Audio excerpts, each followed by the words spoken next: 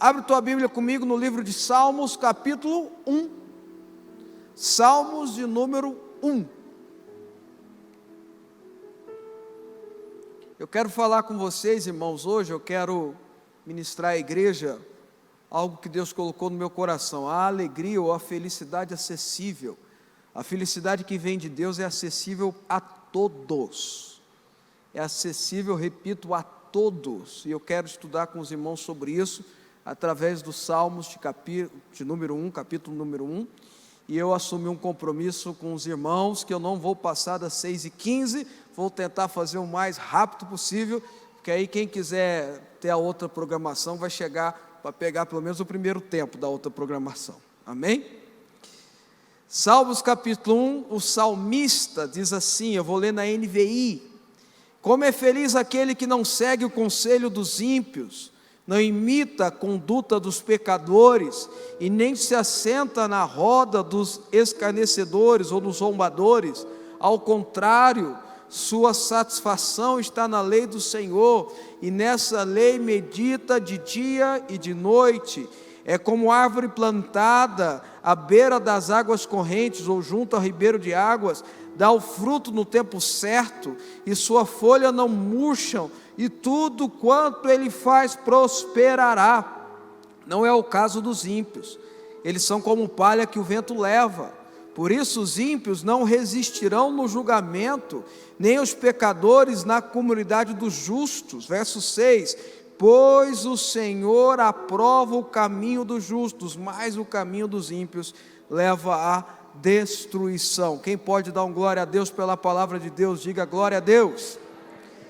O salmista, a gente não sabe quem foi que escreveu esses salmos, alguns atribuem a Davi, mas não há uma clareza se foi o rei Davi que escreveu esses salmos, mas o salmista ele faz uma distinção entre o ímpio e aquele que serve a Deus, aquele que escolhe o caminho de servir a Deus, na qual ele chama de como é feliz, ou a bem-aventurado. A expressão bem-aventurado é numa tradução bem grossa, bem literal, é cheio de alegria, cheio de felicidade, cheio de bênçãos, ou seja, como é abençoado com a alegria, como é abençoado com a felicidade, aquele que segue esses caminhos.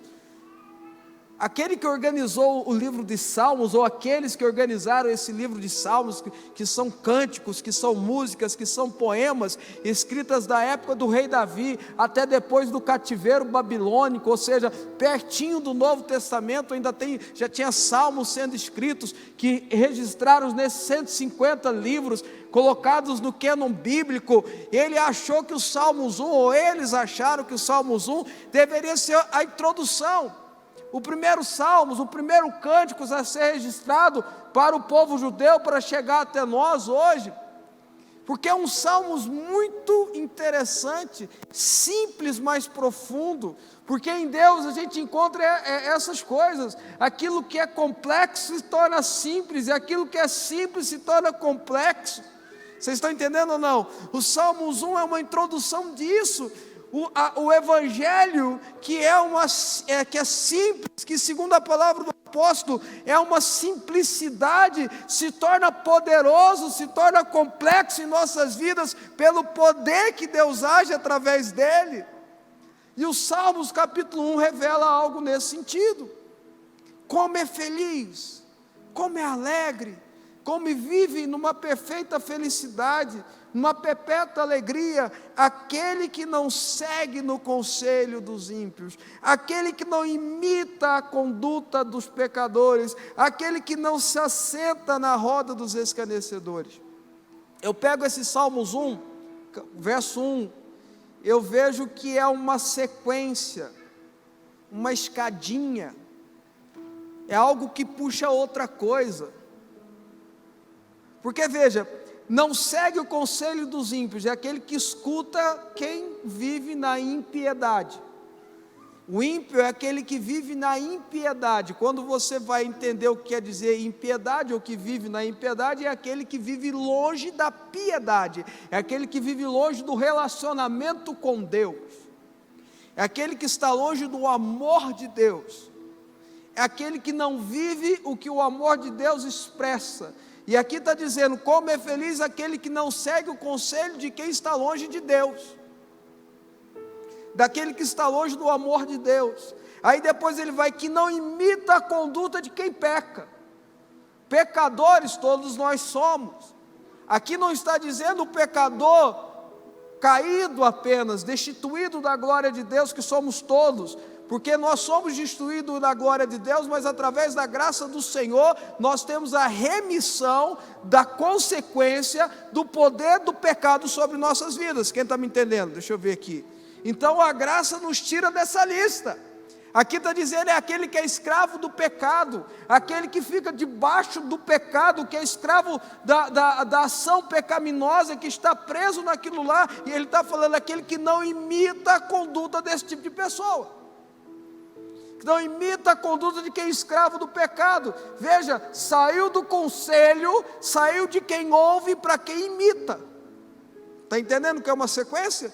E depois ele fala que se assenta à roda do zombador, do escarnecedor. O zombador, o escarnecedor já é uma fase adiante. Não é mais aquela pessoa que vive longe de Deus apenas. Não é mais aquela pessoa que está escrava do pecado apenas. É aquela pessoa que, além de viver longe de Deus, além de viver escrava do pecado, ela passa a escarnecer da fé dos outros. Ela passa a zombar da crença dos outros, ela passa a desprezar a sua fé, e aqui ele vai um novo nível, não é apenas mais ouvir, não é apenas mais se deter, ou seguir os conselhos de quem vive na impiedade, é ter relacionamento íntimo. Uma regra que todos nós temos que ter ao interpretar a Bíblia, é que a Bíblia é um livro judeu. A Bíblia é um livro judeu, e na tradição judaica, se alimentar, ter uma refeição junto, é algo para intimidade, é algo para quem você é muito íntimo, para quem você é amigo, para quem você tem, geralmente é familiares, ou alguém com muita amizade, ou alguém que você quer honrar. Não é igual nós goianos, eu sempre falo isso aqui, não é? Goiano gosta muito mal conhece a pessoa, já vai assando o pão de queijo, leva para dentro da cozinha, frita uns bolinhos de arroz, conversa, conheceu a pessoa de manhã, à tarde já está comendo junto.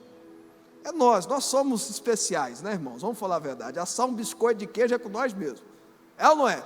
Mas judeu não, judeu, para você comer na casa dele, você tem que ser muito amigo dele, tem que ter intimidade com ele, porque o ceiar é uma tradição muito grande. Vocês estão entendendo? Quem está comigo? Deixa eu ver aqui. Então veja, saiu de só ouvir, saiu de imitar, passou a ter relacionamento. Aí eu entendo uma coisa importante, fundamental para uma pessoa ser feliz: os seus relacionamentos, as suas amizades, as pessoas que você conversa, as pessoas que você convive. Primeiro entenda, Deus não criou o homem para viver sozinho. Deus não criou o homem para não ter relacionamentos. Deus criou o homem para ser um ser interrelacional. Por isso que ele começa criando homem e mulher os criou, depois separa, ele faz uma adjuntora, depois coloca ele num jardim para administrar aquele jardim debaixo de uma bênção, e vai criando relacionamentos, pessoas para interagir. É por isso que Jesus, Senhor dos senhores, escolheu 12 para andar com eles, e desses 12 tinha 3 que tinha mais proximidade. Dentre esses 3 a Bíblia dá conta que tinha um do coração. Se Jesus, que é Jesus, tinha relacionamento, o que será de nós? Primeira coisa, entenda, irmãos, nós temos que ter bons relacionamentos, mas existem relacionamentos que hoje a psicologia chama de relacionamentos tóxicos, mas a Bíblia já chamava de escarnecedores. A Bíblia está na frente do seu tempo. A Bíblia, como diria Billy Graham, é mais atual que o jornal de amanhã. Irmãos, irmãs, entenda, o caminho da felicidade está nos bons relacionamentos. Quando eu tenho relacionamento com quem zomba da minha fé, isso será para mim destruição. Quando eu tenho relacionamento com quem tem conduta de pecador, quando eu imito, isso será para mim destruição. Quando eu tenho e sigo o conselho de quem vive na impiedade, longe de Deus, isso será para mim destruição. Escolha bem os seus relacionamentos. Relacione com pessoas que estão na piedade, não na impiedade. Quem pode dizer um amém por isso? E aí ele fala a segunda coisa, desse caminho de felicidade que é fundamental e importante. Ao contrário, a sua satisfação, e o termo aqui é anelo. Tem o termo hebraico, irmãos, mas eu não consigo pronunciar, então não vou pronunciar, mas na tradução é aquele que anela, aquele que deseja com toda a sua força, que deseja com toda a sua alma. Ao contrário, o seu maior desejo, o seu maior anelo está na lei do Senhor, está na palavra de Deus. A sua maior expressividade está na palavra de Deus, e nela medita de dia e de noite. A palavra no original é argar, que quer dizer que quando vai para a tradução na Bíblia, eles traduzem como expressar, falar e meditar. Não essa palavra hagar, ela não é apenas usada em meditar, também é de expressar e falar, é um conjunto de palavras. Tem muito isso na Bíblia. Por exemplo, no texto do Novo Testamento, quando aparece a palavra zozo, no grego, é uma relação de tudo que Jesus faz, é uma palavra atribuída só a Jesus, então tem a ver com cura, libertação, com restauração, é o ministério de Jesus. Tem muito disso na Bíblia, porque é um texto antigo. Hagar quer dizer expressar, falar, meditar. Veja que é muito mais do que só ler a Bíblia. Antes o seu prazer, antes o seu anelo está em estudar, meditar, falar, expressar a palavra de Deus. Antes o seu maior desejo está não só em ler Salmos 23:1, o Senhor é meu pastor e nada me faltará, mas declarar, o Senhor é meu pastor e nada me faltará, mas viver, o Senhor é meu pastor e nada me faltará, acreditar, o Senhor é meu pastor e nada me faltará. O caminho da verdadeira alegria, o caminho da verdadeira felicidade está na palavra do Senhor, está na Bíblia. Fizeram uma pesquisa recentemente, o Instituto Barna, é um instituto grande lá nos Estados Unidos, isso rodou porque o Max Lucado, o John Bevere, aquele grande escritor, famoso escritor, botou na internet uma entrevista que ele fez com esse pesquisador, e o pesquisador colocava o que eles chegaram na conclusão de quem lê a Bíblia. Não sei quem viu isso na internet, quem chegou a ver isso na internet. E ele falava assim, que ele tinha feito uma pesquisa de quem leu a Bíblia uma vez por semana, 2 vezes por semana, 3 vezes por semana e assim por diante. Alguém viu essa pesquisa? Olha, muita gente viu, glória a Deus. A primeira pessoa, ele falando, a pessoa que leu uma vez não teve muita diferença na vida dele. A pessoa que lê 2 vezes, que tem o hábito de ler 2 vezes por semana, também não fez diferença, não faz diferença nenhuma na vida dele. Mas a partir das pessoas que leem 3 vezes por semana, o índice de alegria, o índice de felicidade, o índice de saúde física, até isso eles pesquisaram, é maior do que as outras pessoas. É uma pesquisa do Instituto Barna nos Estados Unidos. Quem lê a Bíblia pelo menos 3 vezes por semana, a vida dela, até a vida física dela tem mudança, até o corpo dela é mais saudável. Vocês estão entendendo o que eu estou falando ou não? Porque isso é de Deus. A Bíblia é fonte de vida, é fonte de alegria, é fonte de saúde, é fonte de entendimento, é fonte de conhecimento, é fonte de bênção para nós. Nela medita de dia, de noite, nela expressa, fala, pensa, estuda de dia e de noite. Vocês estão entendendo, irmãos? Não adianta procurar em outros livros, não. Existem bons livros de autoajuda? Sim, até eu acredito nisso. Não são tantos bons, mas existem.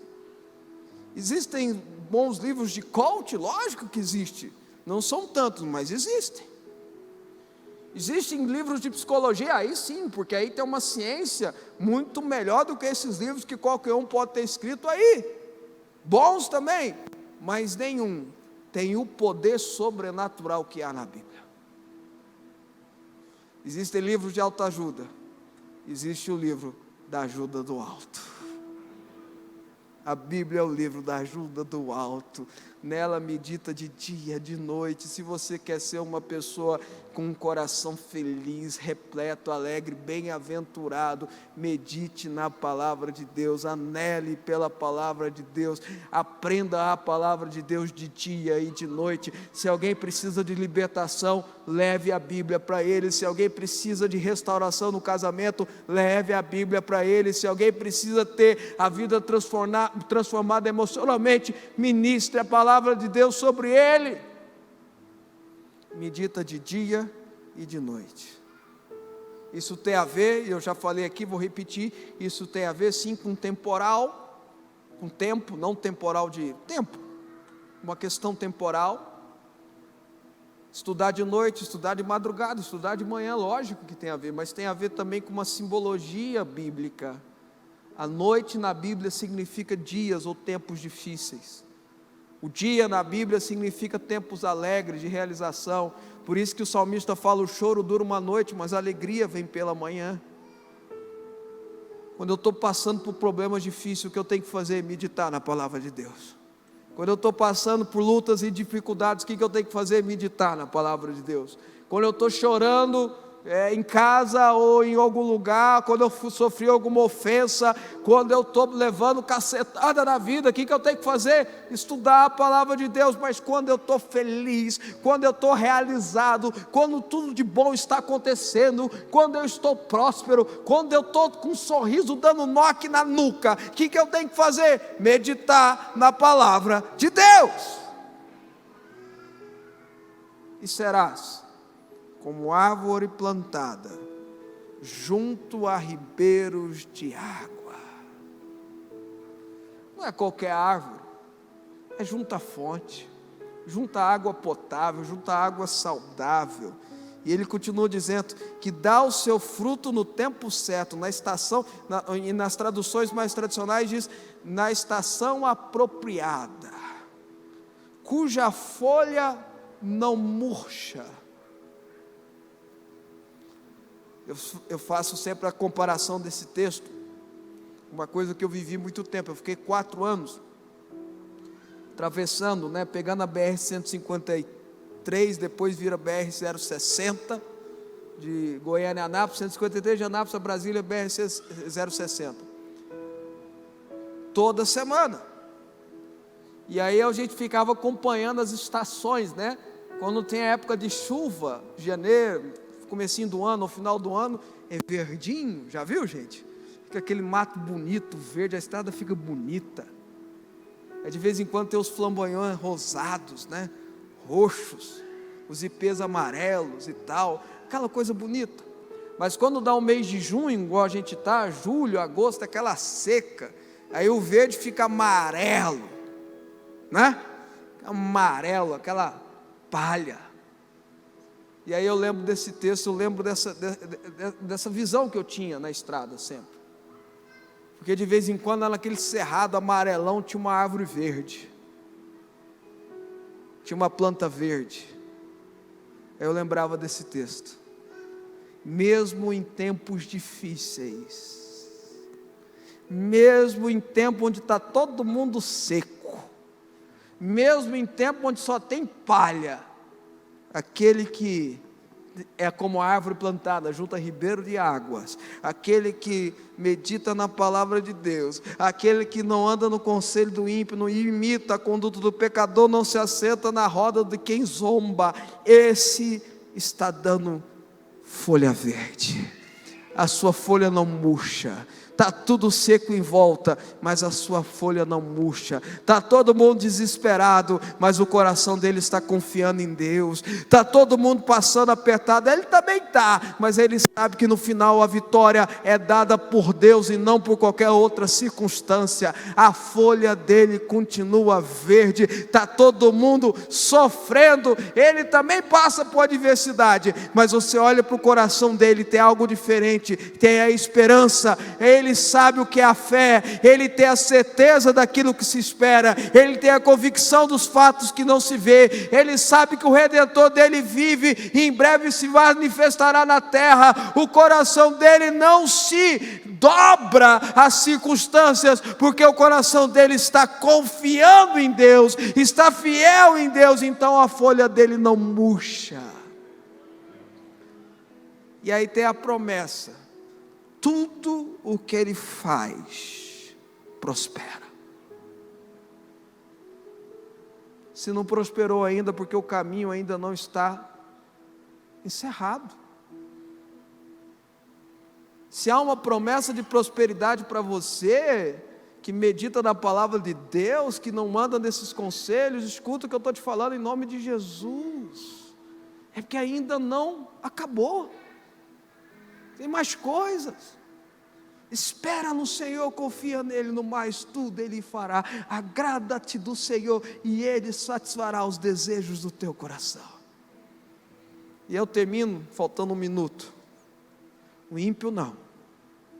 Ele é como a palha que é soprada e jogada longe. Ele não vai resistir ao julgamento que todos nós temos que passar, porque o Senhor aprova o caminho daquele que confia nele. Vocês entendem que há uma distinção aí? Vocês entendem que há dois caminhos? A Bíblia é cheia de dois caminhos, de duas escolhas. Há o caminho estreito e há o caminho largo. A porta estreita, a porta larga.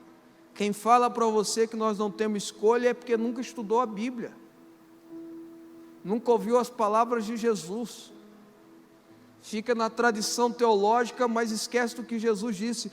Nós sempre temos escolhas, as escolhas são nossas. Você pode escolher ser feliz, é uma escolha sua, é algo que depende de você. Você pode ter a ajuda de um ou de outro, mas é uma escolha sua. Você precisa ter ajuda, às vezes profissional, ou ajuda teológica, ou ajuda espiritual, mas é uma escolha sua, e eu quero te pedir hoje a fazer essa escolha. Escolha ter acesso à felicidade. Se você quer fazer essa escolha, fica de pé onde você está. Você em casa da mesma forma, fica de pé. Escolha ser feliz. Ah, bispo, a minha vida é uma cacetada, passei por tanto problema, por tanta pancada, perdi fulano, perdi ciclano, perdi saúde, perdi isso, perdi aquilo outro. Irmãos, todos têm problemas, um mais, outros menos. Às vezes o que você passou é uma coisa que eu nem imagino. Sabe, uma coisa que às vezes a pessoa fala assim com o maior bom coração, né? Eu sei que você está passando, sabe nada. Se não passou, não sabe. Mas a gente tem que pensar sempre o seguinte, sabe? Nós temos o presente para plantar para o futuro. O passado já foi. O que passou, passou. É por isso que Deus ensina o princípio de não tocar naquilo que já morreu, porque senão você se contamina. E quando eu falo isso, eu não estou falando de pessoas apenas que morreram, eu estou falando de sonhos que morreram, de sentimentos que morreram, de passados, de pecados mortos. Esquece. Você tem o presente para produzir um futuro. O passado passou. Aquilo que nós não podemos controlar, não podemos fazer nada, mas aquilo que podemos semear, podemos construir para o futuro. A bispa leu o texto de Coríntios, 2 Coríntios 2, 2 Coríntios 9, que obrigado, Carol, que fala sobre semear. Semeie um presente para você colher um futuro. escolha ser feliz. Amém?